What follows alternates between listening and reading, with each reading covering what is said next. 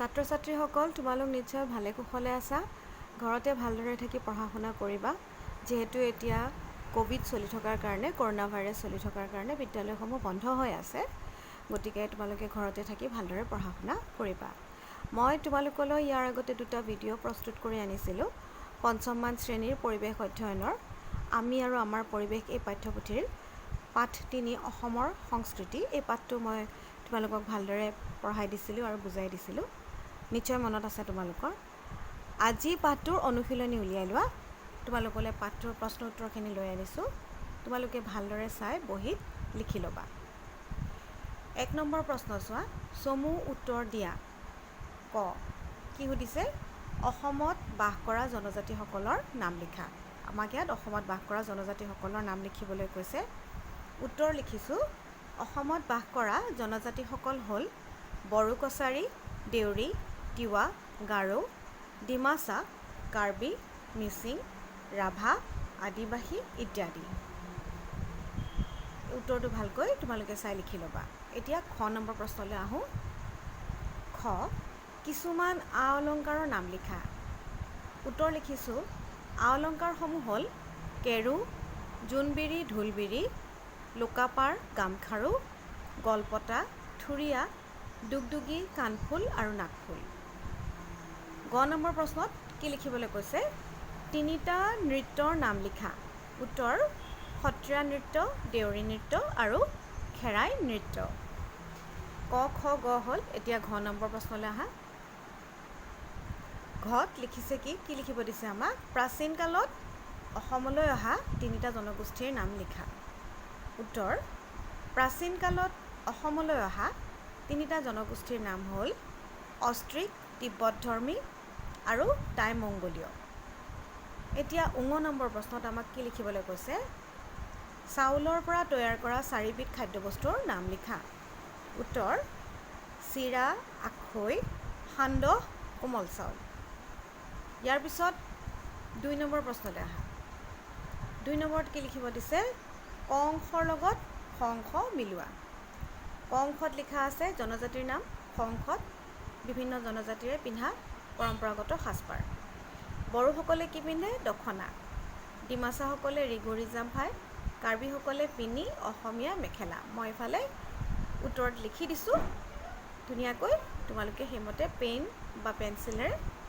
ইয়াত মিলাই ল'বা এতিয়া 3 নম্বৰ প্ৰশ্নলৈ আহিছোঁ 3 নম্বৰত খালী ঠাই পূৰ কৰিবলৈ দিছে খালী ঠাই পূৰ কৰা ক খেৰাই পূজা খালী ঠাইত লিখিবা বড়োসকলে পালন কৰে খ কাৰ্বিসকলৰ ঘাই উৎসৱ খালী ঠাইত লিখিবা ৰংকাৰ আৰু হেঁচা গ মিচিংসকলে খালী ঠাইত আলি আই লৃগাং পালন কৰে ঘ ডিমাছাসকলৰ ঘাই উৎসৱ হৈছে খালী ঠাইত লিখিবা ৰাজিনী গাব্ৰা আৰু হানি গাব্ৰা এতিয়া 4 নম্বৰ প্ৰশ্নলৈ আহা 4 নম্বৰ কি সুধিছে অসমীয়া সংস্কৃতি বুলিলে কি বুজা এই প্ৰশ্নৰ উত্তৰ লিখিছোঁ অসম হৈছে বিভিন্ন জাতি জনগোষ্ঠীৰ বৃহৎ মিলনভূমি এই বিভিন্ন জাতি জনজাতিৰ বাৰেৰহণীয়া কলাকৃষ্টি পৰম্পৰা ৰীতি নীতি আৰু সংস্কৃতিৰ উমৈহতীয়া অৱদানেই হ'ল অসমীয়া সংস্কৃতি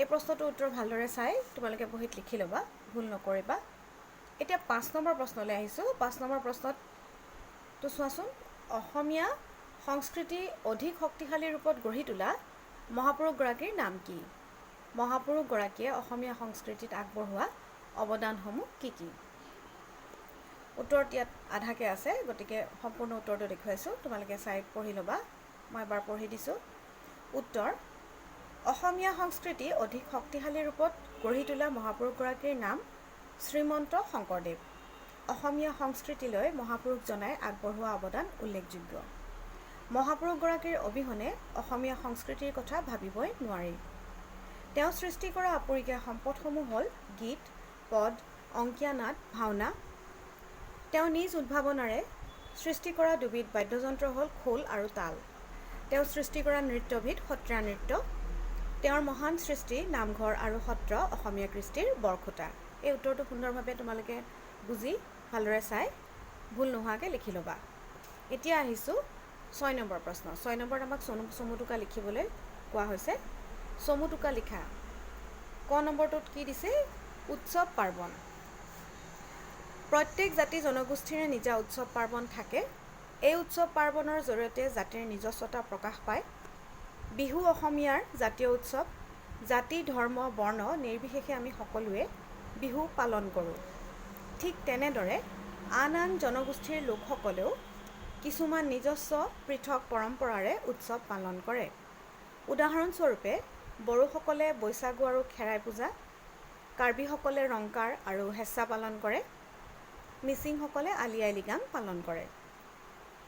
এই সকলোবোৰ উৎসৱ মূলতঃ কৃষিৰ লগত জড়িত। ইয়াৰোপৰি কিছুমান ধৰ্মীয় আৰু সামাজিক উৎসৱো পালন কৰা হয়। এইটো হ'ল উৎসৱ পাৰ্বণৰ ওপৰত লিখা চমুটোকা। এতিয়া খত চাওঁ। খ হ'ল বাদ্যযন্ত্ৰ। অসম বিভিন্ন জাতি জনগোষ্ঠীৰ সংস্কৃতিৰ ভঁৰাল। সকলো জাতি জনগোষ্ঠীৰে নিজা কিছুমান বাদ্যযন্ত্ৰ আছে। সেইসমূহ হ'ল ঢোল, খোল, পেঁপা, বাঁহী, গগনা, তাল, টকা, চিফুং, সুতলি, দোতোৰা, শিঙা, বিন, নেগেৰা, ডগৰ। এইসমূহ হৈছে বাদ্যযন্ত্ৰ। গ হ'ল ৰীতি নীতি। সমাজ এখন সুচাৰুৰূপে চলিবলৈ কিছুমান নীতি নিয়ম তথা ৰীতি নীতিৰ প্ৰয়োজন। এই পৰম্পৰাগতভাৱে চলি অহা কিছুমান নীতি নিয়মকে ৰীতি নীতি বুলি জনা যায়।